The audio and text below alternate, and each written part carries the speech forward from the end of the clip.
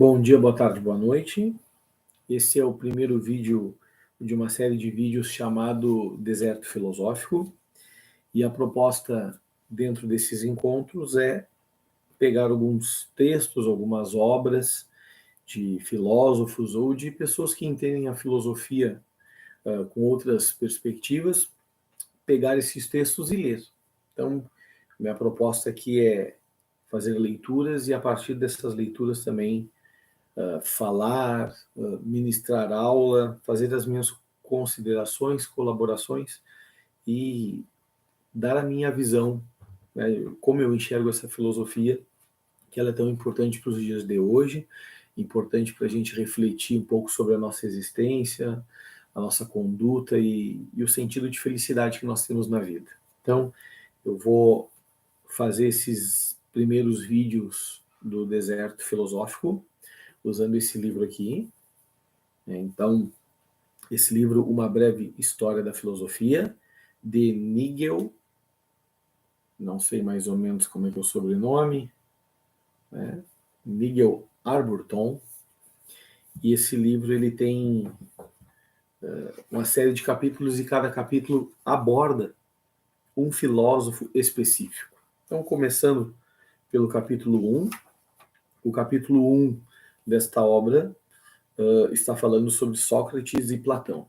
Então, capítulo 1, o homem que perguntava. Há cerca de 2.400 anos, em Atenas, um homem foi condenado à morte por perguntar demais. Houve filósofos antes dele, mas foi com Sócrates que o assunto realmente despontou. Se a filosofia tem um santo padroeiro, Sócrates é o seu nome. De nariz achatado, rechonchudo, mal vestido e um pouco estranho, Sócrates era um sujeito deslocado. Embora fosse feio e não tomasse banho com frequência, ele tinha um grande carisma e uma mente brilhante. Todos em Atenas concordavam que nunca existiu alguém como ele e provavelmente jamais existiria. Ele era único, mas também era extremamente inoportuno. Eles se consideravam daqueles insetos de picada dolorosa, um moscardo. São irritantes, mas não causam danos tão sérios. No entanto, nem todos em Atenas concordavam com isso. Alguns o amavam, outros o consideravam uma influência perigosa. Quando jovem, Sócrates foi um bravo soldado que lutou na guerra do Peloponeso contra os espartanos e seus aliados. Quando atingiu a meia-idade, ele perambulava pela ágora, parava as pessoas de tempos em tempos e fazia perguntas embaraçosas.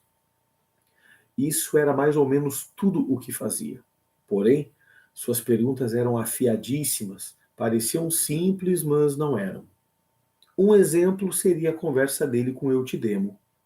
Sócrates perguntou-lhe se ser enganador correspondia a ser imoral. É claro que sim, respondeu Eutidemo, o que para ele era uma obviedade. Mas e se um amigo estivesse muito triste e quisesse se matar? Você rouba-se-lhe a faca? Vou ler de novo. Mas se um amigo estivesse muito triste e quisesse se matar e você roubasse-lhe a faca, não seria este um ato enganador? Perguntou Sócrates. Sim, com toda certeza. Mas fazer isso não seria moral em vez de imoral? Trata-se de uma coisa boa, não ruim, embora seja um ato enganador, disse Sócrates. Sim, respondeu Eutidemo, que a essa altura já havia metido os pés pelas mãos. Sócrates, ao usar um contra-exemplo, mostrou que o comentário geral de Eutidemo de que ser enganador é imoral não se aplica em todas as situações. Eutidemo não percebera isso. O que Sócrates faz aqui nesse momento é, de certo modo, usar a sua dialética e o método socrático. Dentro da filosofia, existem métodos para que possamos chegar a conhecimentos.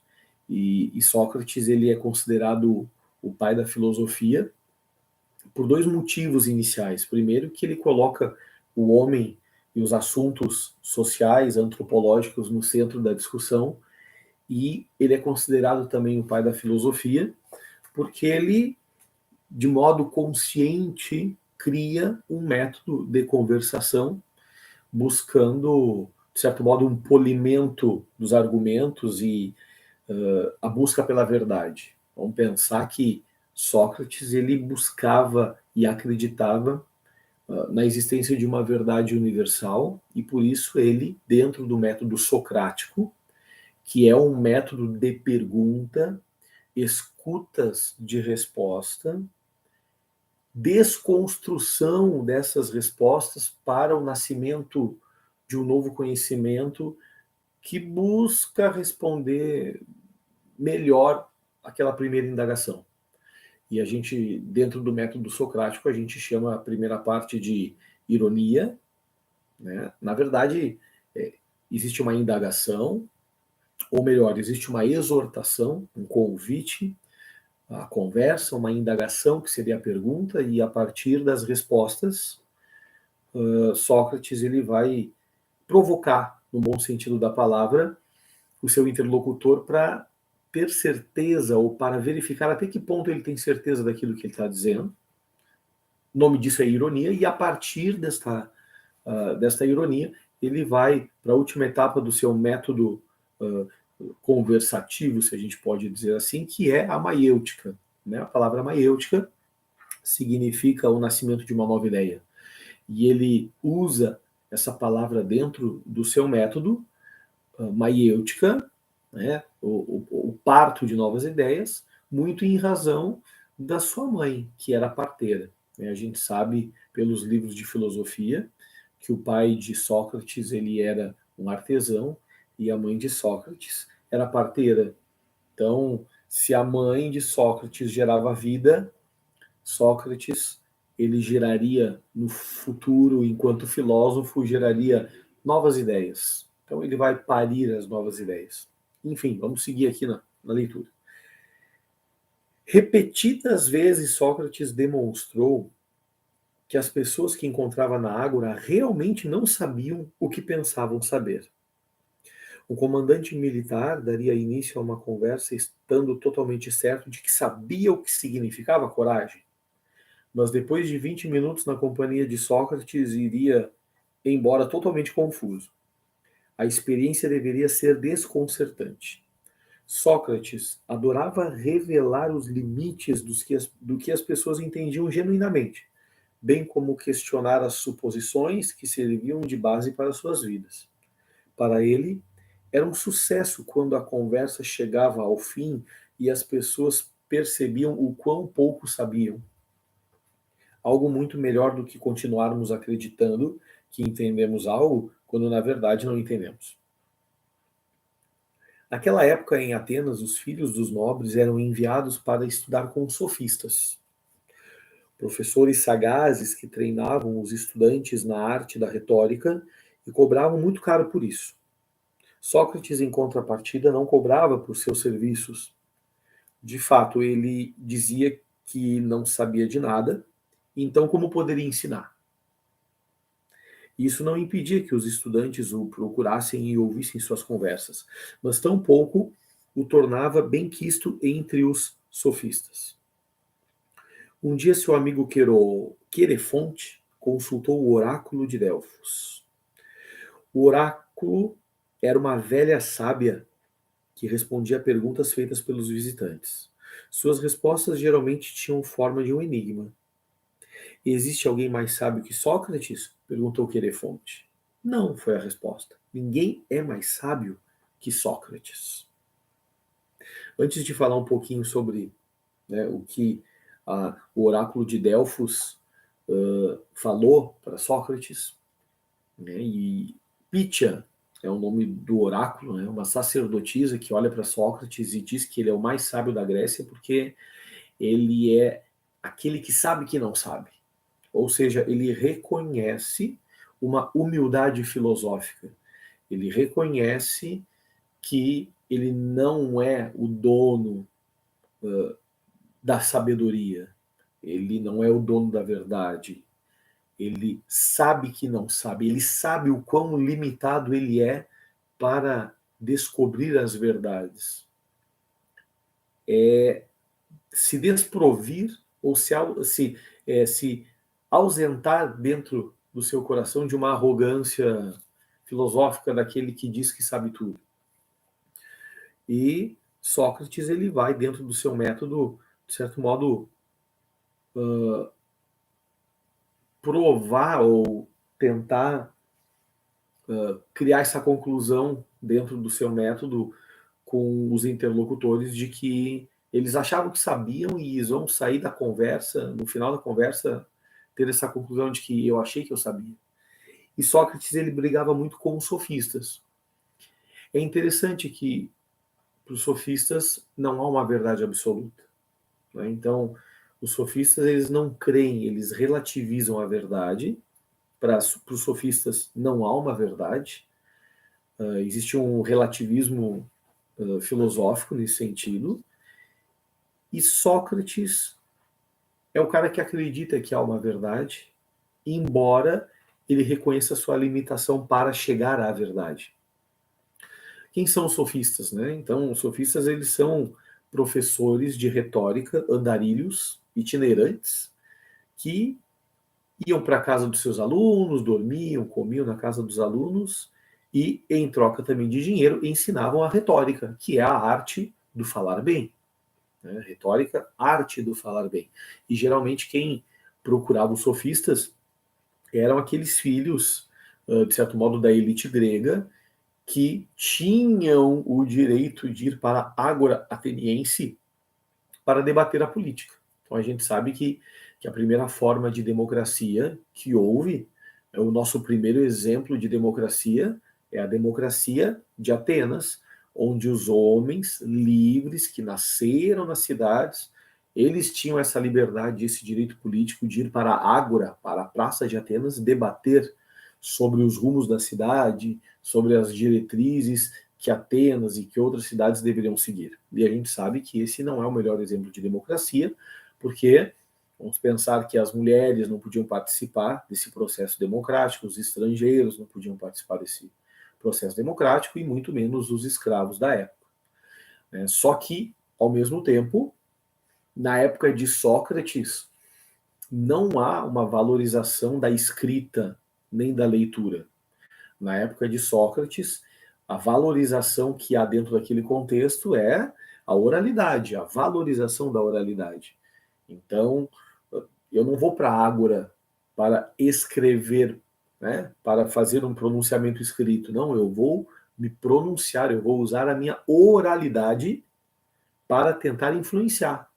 Eu vou usar a oralidade, vou usar o meu poder de argumentação para tentar influenciar aquelas pessoas, né, acerca daquilo que eu estou falando. Só que para eu poder persuadir, influenciar, eu preciso treinar. E eu vou treinar com o sofista. O sofista, ele me ensina a arte do falar bem. Sócrates, ele era um grande crítico dos sofistas, né, por vários motivos. Então, o primeiro motivo é que o sofista relativizava a verdade, né? O sofista cobrava, né, pela aula da retórica, e para Sócrates isso deveria ser de graça, né? Parafraseando, né, uma frase bíblica, né, de graça recebeis, de graça deveis dar. Né? Então, claro que a Bíblia é um outro contexto, mas me lembrei de uma passagem bíblica que fala sobre isso. E Sócrates, ele não acreditava na honestidade do sofista. Então, o sofista, para Sócrates, ele era um cara que não tinha um compromisso moral com a verdade. Se ele tivesse que ensinar a retórica a alguém desonesto, alguém sem caráter, né, esse dom da retórica, ensinar o dom da retórica a alguém que não é digno de receber este dom, o sofista ensinaria por dinheiro. Então, isso é que Sócrates falaria dos sofistas, né? E os dois principais sofistas é o Protágoras e o Górgias, né? E é do Protágoras que vem a frase: o homem é a medida de todas as coisas. Ou seja, né, quem decide o certo, o errado, o exótico, o não exótico, o moral, o imoral, o bem e o mal, é a subjetividade humana. Isso era o entendimento dos sofistas. Voltando aqui à leitura, então, Falando ainda sobre Querefonte e a pergunta que ele fez, né, para o oráculo de Delfos. E o oráculo de Delfos vai dizer para ele que Sócrates era o mais inteligente, né, e ninguém era mais sábio que Sócrates. A princípio, Sócrates não acreditou quando Querefonte contou-lhe o ocorrido e ficou bastante confuso. Como posso ser o homem mais sábio de Atenas quando eu sei tão pouco? Pensou ele. Sócrates passou anos questionando as pessoas para ver se alguém era mais sábio do que ele e por fim entendeu que o oráculo quis dizer e que a velha sacerdotisa estava certa. Muitas pessoas eram boas em várias coisas que faziam. Carpinteiros eram bons em carpintaria, soldados eram bons na arte da luta, mas nenhuma dessas pessoas era verdadeiramente sábia. Elas realmente não sabiam do que estavam falando. O termo filósofo origina-se das palavras gregas que significam amor à sabedoria. A tradição filosófica ocidental, aquela que este livro segue, espalhou-se por diversas partes do mundo a partir da Grécia Antiga, às vezes fertilizadas por ideias do Oriente. O tipo de sabedoria que ela valorizava era baseada no argumento, no raciocínio e em perguntas, e não em acreditar nas coisas simplesmente porque alguém importante nos disse que são verdade. Para Sócrates, a sabedoria não era ter o conhecimento de diversos fatos ou saber como fazer algo. A sabedoria significava entender a verdadeira natureza da nossa existência, inclusive os limites do que podemos saber. Os filósofos de hoje agem mais ou menos da maneira como Sócrates agia. Fazem perguntas rigorosas, buscam razões e evidências, lutam para responder algumas das questões mais importantes que podemos fazer sobre a natureza da realidade e sobre como devemos viver. Ao contrário de Sócrates, no entanto, os filósofos modernos têm o benefício de ter como base praticamente 2.500 anos de pensamento filosófico. Este livro, então, que me proponho fazer a leitura dele, pelo menos um capítulo para cada deserto filosófico, este livro examina ideias de alguns dos principais pensadores que escreveram nessa tradição do pensamento ocidental. Uma tradição que teve como início Sócrates. A gente pode dizer que a filosofia, enquanto esse nosso entendimento do que é filosofia, vai nascer, de certo modo, com Sócrates, sem desprivilegiar ou menorizar todos os filósofos que são conhecidos por nós antes de Sócrates. Existe um grupo de filósofos, um enorme grupo de filósofos, que muitas vezes a própria história da filosofia foi injusta com eles, chamando eles de pré-socráticos. Então se torna um termo pejorativo. Existe um grupo de filósofos, então, considerado dentro dos livros de pré-socráticos, mas que a gente sabe que pode ser até uma ofensa, né? Enfim, porque são filósofos importantíssimos. E esses filósofos, eles são considerados os filósofos da physis, os filósofos da natureza, os primeiros filósofos que tinham um grande interesse de saber a origem do universo, a origem da vida. Esses filósofos buscavam a arqué, o elemento originário que revela a natureza última das coisas e o que realmente originou todas as coisas, né? Então, cada filósofo ele tem um arqué e um entendimento e que a gente pode ler em outros desertos a história de cada um deles. Nós temos, dentro da escola de Mileto, nós temos o Tales de Mileto, o Anaximandro, Anaxímenes. Nós temos, dentro da escola eleata, o Zenão, Parmênides. Dentro da escola de Éfeso, nós temos o Heráclito. Nós temos também a escola pitagórica, nós temos, que é do Pitágoras, né? Nós temos também os pluralistas, o Empédocles. Anaxágoras, Leucipo, Demócrito, que são filósofos que cada um deles, de modo específico e particular, pensou sobre um arqué, né, o elemento originário. Para Tales era a água, para Anaximandro o apeiron, para Anaxímenes o ar, para Pitágoras o número, os números, para Heráclito seria o fogo e as mudanças, para Parmênides é o ser, para Anaxágoras seria as homeomerias, para Empédocles seriam 4 elementos, né? Ar, terra, fogo e água.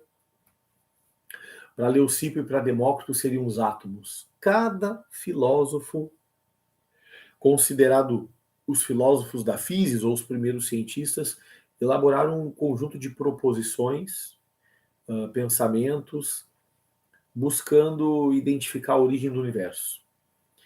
O que sobrou desses filósofos são fragmentos nos dias de hoje, que a gente não sabe se perderam ao longo da história, foram degradando, enfim, ou tiveram livros queimados.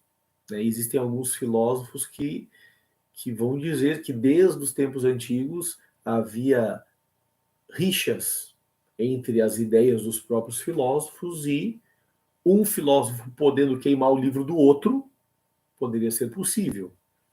Então, por exemplo, segundo o filósofo Clóvis de Barros, ele vai dizer, dentro das lives que a gente encontra no YouTube, que Platão teria queimado, e Clóvis de Barros leu isso de um outro filósofo, na verdade, né, que Platão teria queimado livros do Demócrito, por exemplo, né? E muito daquilo que Demócrito poderia ter escrito não chegou para nós, porque Demócrito ele era um materialista, atomista, ele não acreditava em realidades idealistas. E a gente sabe que Platão é um dos pais fundadores da metafísica, dentro da alegoria da caverna, dentro daquilo que ele entendia enquanto filosofia. Para Platão, nós estamos em 2 mundos, o mundo sensível e o mundo inteligível, o mundo das aparências, das ilusões e o mundo da verdade. E para Platão, a existência desses 2 mundos, né, o mundo da aparência e da essência, o mundo das formas e o mundo das ideias, né, inaugura a metafísica como a gente entende hoje.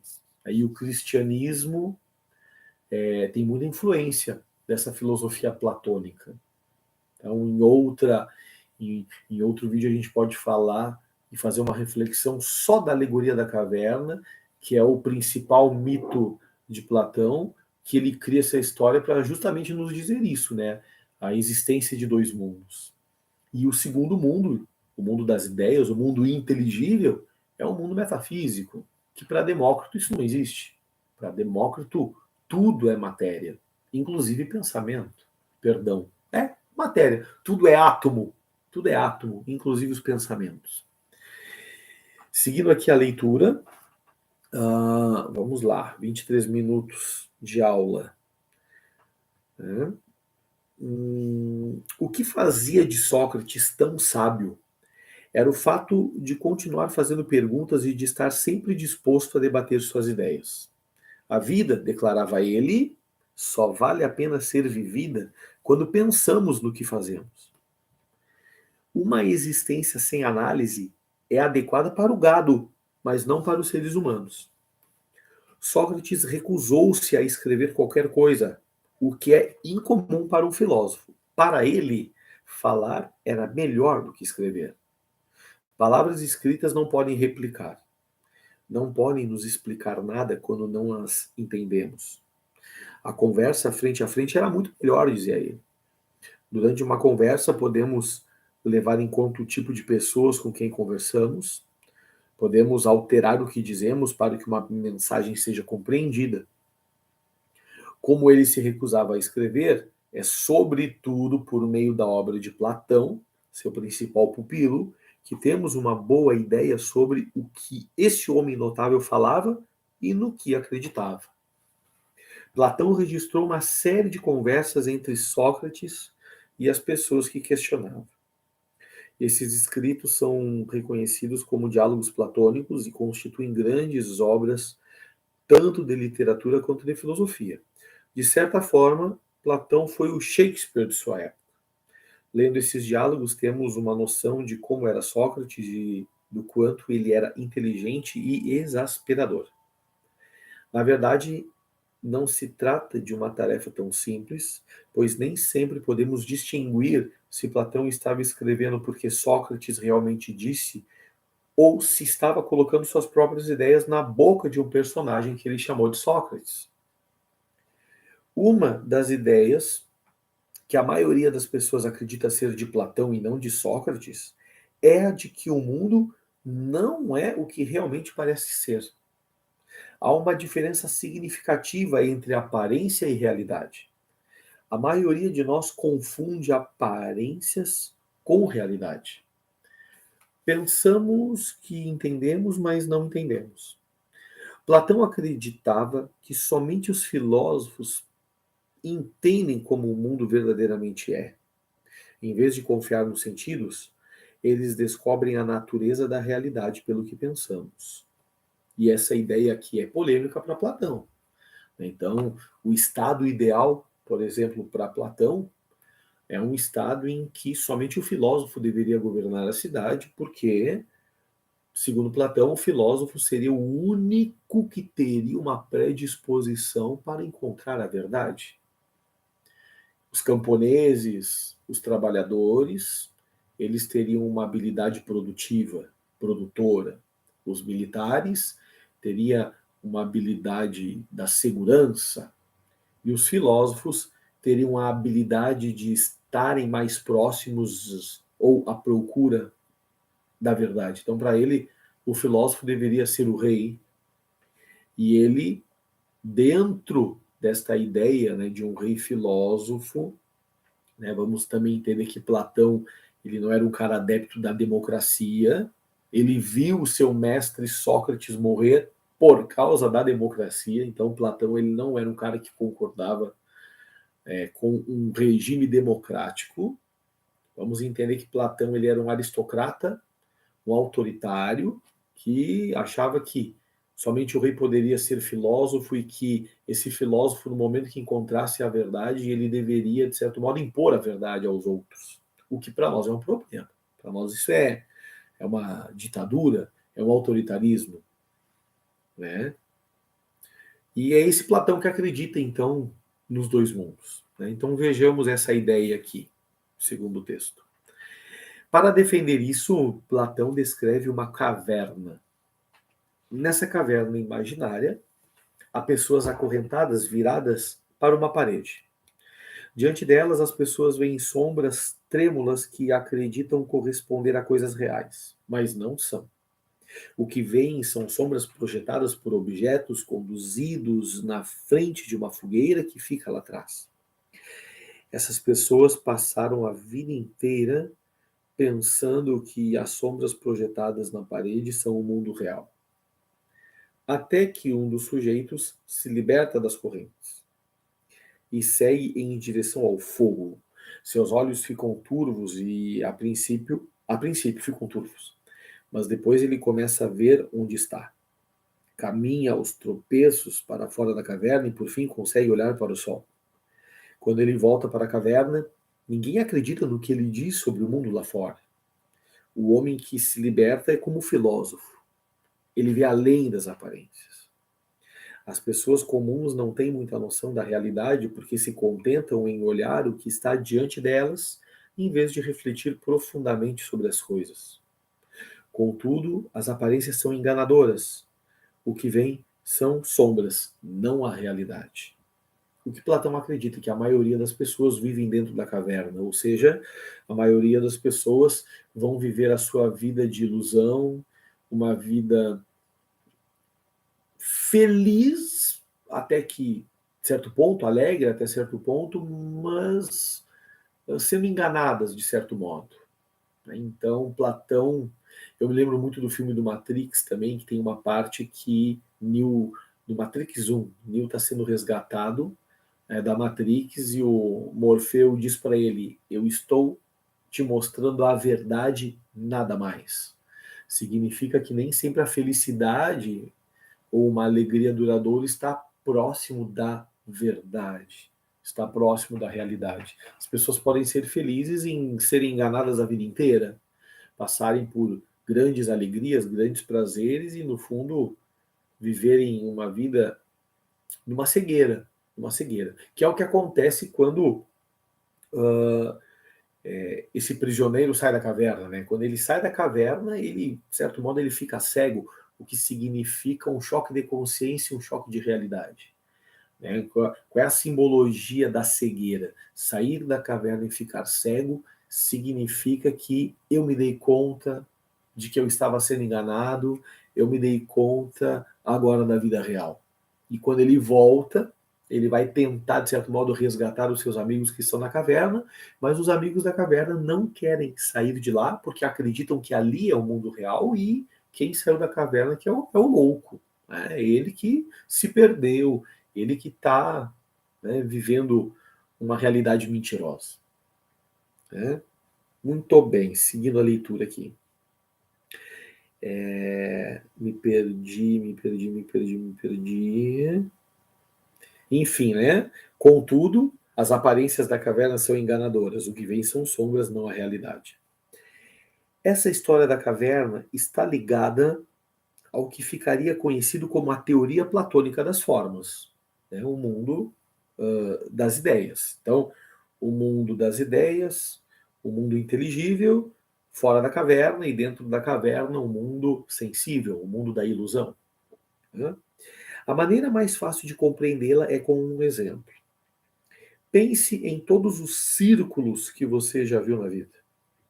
Alguns deles eram um círculo perfeito? Não. Nenhum deles era um círculo absolutamente perfeito. Em um círculo perfeito, todos os pontos da circunferência são equidistantes do ponto central. Círculos reais nunca alcançam esse êxito. Contudo, você entende o que eu disse quando usei as palavras círculo perfeito.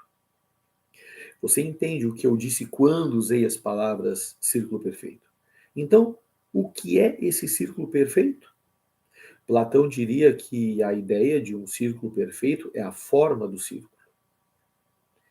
Para entendermos o que é um círculo, precisamos nos concentrar na forma do círculo e não nos círculos existentes que traçamos e experimentamos pelo sentido da visão, pois todos são imperfeitos de alguma forma. Igualmente, segundo Platão, se quisermos compreender o que é a bondade, precisamos nos concentrar na forma da bondade e não em exemplos particulares que testemunhamos. Os filósofos são os mais apropriados para pensar sobre as formas nesse sentido abstrato. As pessoas comuns são induzidas ao erro pelo mundo quando o apreendem pelos sentidos.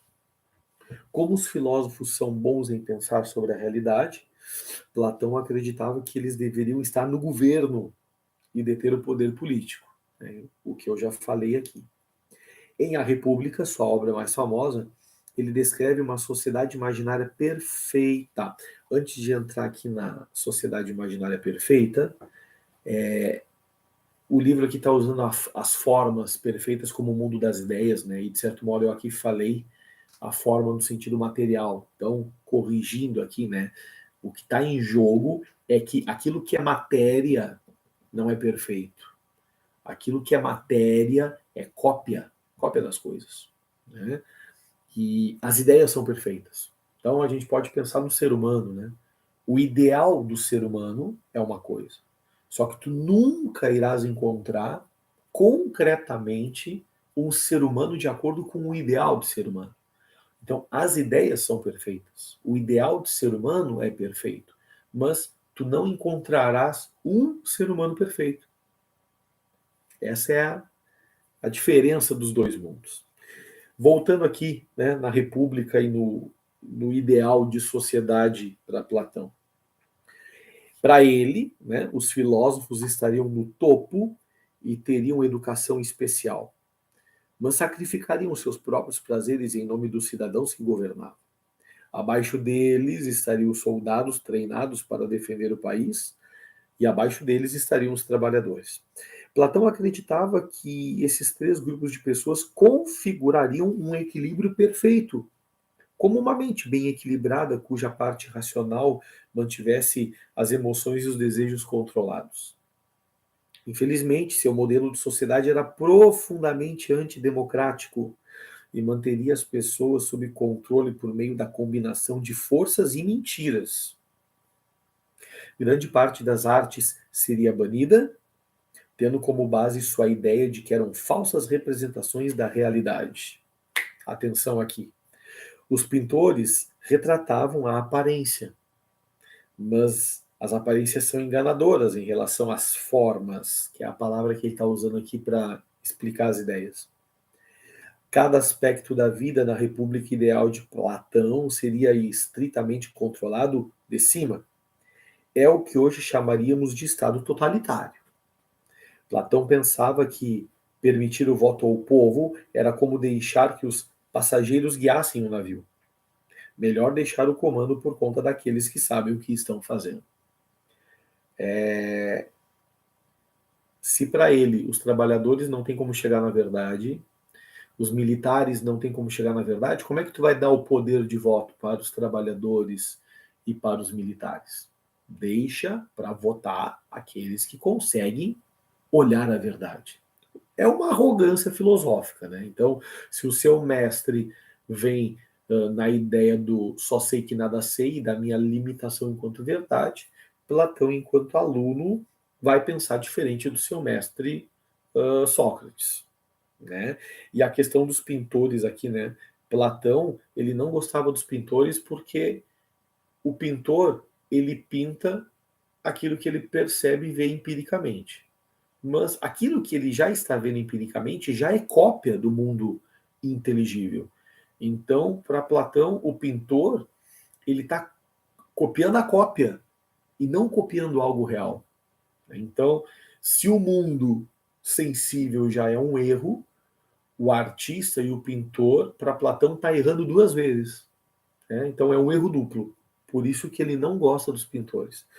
A arte exemplar para Platão seria a música, porque o que está por trás da música é a matemática.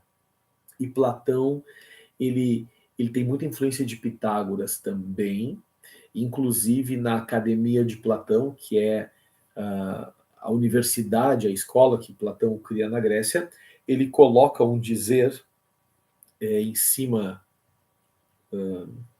bota uma placa, né, na sua academia, mais ou menos assim, né? Se não souber geometria, nem entra. Né? Então era mais ou menos isso que estava escrito. Se não souber geometria, nem entra aqui dentro, porque para entrar na minha academia, para entrar na minha escola filosófica, também tem que saber matemática.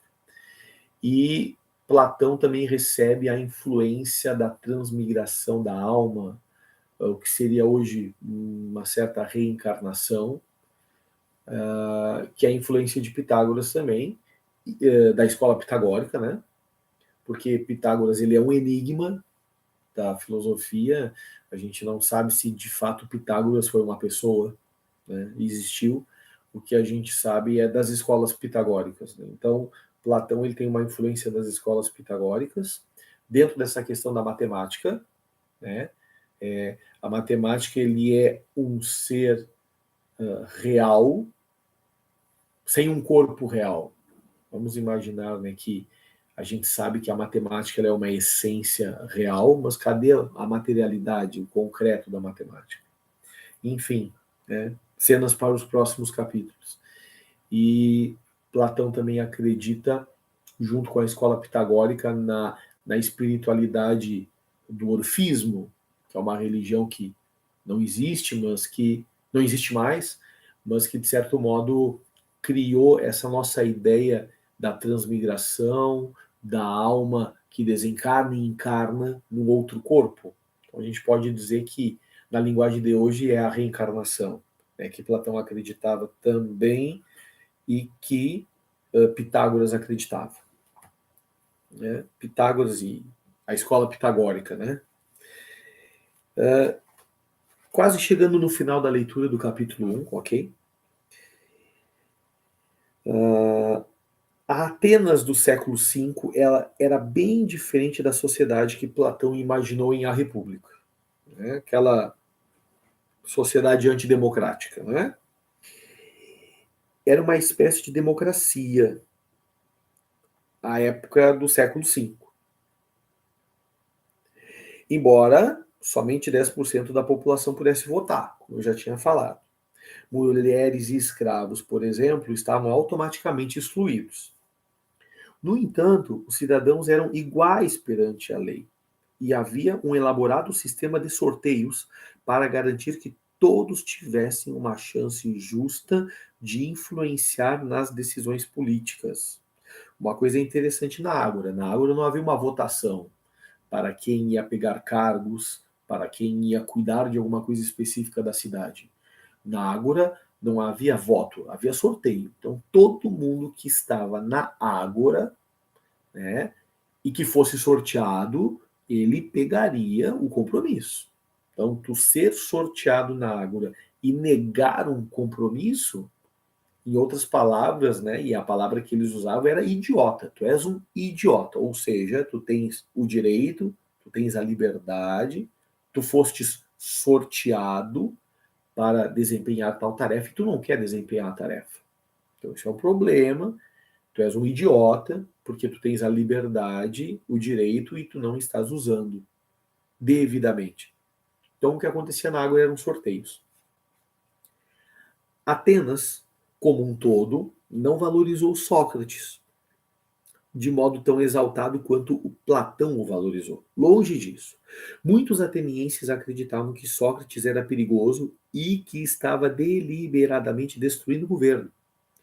Em 399 a.C., quando Sócrates estava com 70 anos de idade, Meleto o levou a julgamento. Ele afirmou que Sócrates negligenciava os deuses atenienses, introduzindo novos deuses próprios. Ele também sugeriu que Sócrates ensinava aos jovens a se comportarem mal, encorajando-os a se voltarem contra as autoridades. Ambas as acusações eram bastante sérias. É difícil saber o quanto elas estavam precisas. Talvez Sócrates realmente desencorajasse seus estudantes a seguir a religião estabelecida, e há alguma evidência de que ele gostava de zombar da democracia ateniense, o que combinaria com o seu caráter. O certo é que muitos atenienses acreditavam nas acusações, de que ele negava os deuses existentes, o que não significa que ele era ateu, né? Introduzia novos deuses e rebelava a juventude, ou seja, tornava a juventude mais crítica, tornava a juventude com um olhar, né, inclusive questionador diante das desigualdades e diante daquela aristocracia que vivia com seus privilégios em detrimento da sociedade que não tinha o privilégio, o estrangeiro, o escravo, a mulher, né? Em função, né, desta denúncia, em função deste tribunal em que Meleto levou Sócrates, houve uma votação para considerá-lo culpado ou não. Mais da metade dos 501 cidadãos que compunham um imenso júri o considerou culpado e o sentenciou à morte. Se ele quisesse, provavelmente poderia ser se defendido e evitado a execução. Contudo, em vez disso, fiel à sua reputação de moscardo, irritou ainda mais os atenienses, argumentando que não fizera nada de errado e que eles deveriam, na verdade, recompensá-lo com refeições gratuitas pelo resto da vida, em vez de puni-lo. Mas esse argumento não foi bem aceito. Ele foi condenado à morte, tendo de tomar um veneno feito de cicuta, uma planta que paralisa gradualmente o corpo. Sócrates despediu-se da esposa e dos 3 filhos. Depois reuniu seus estudantes ao redor de si. Se tivesse tido a escolha de continuar vivendo em silêncio, sem fazer mais perguntas a ninguém, ele não teria aceitado. O que tentaram, de certo modo, né? Então, existe um livro de Platão, Apologia a Sócrates, e esse livro ele retrata, então, horas antes, instantes antes a condenação, e Sócrates poderia ter fugido, Sócrates poderia, de certo modo, ter pedido clemência, misericórdia, poderia ter dito, né, que ficaria em silêncio o resto da vida, enfim. O Sócrates não iria fazer isso, né? Então ele preferiria morrer a viver assim.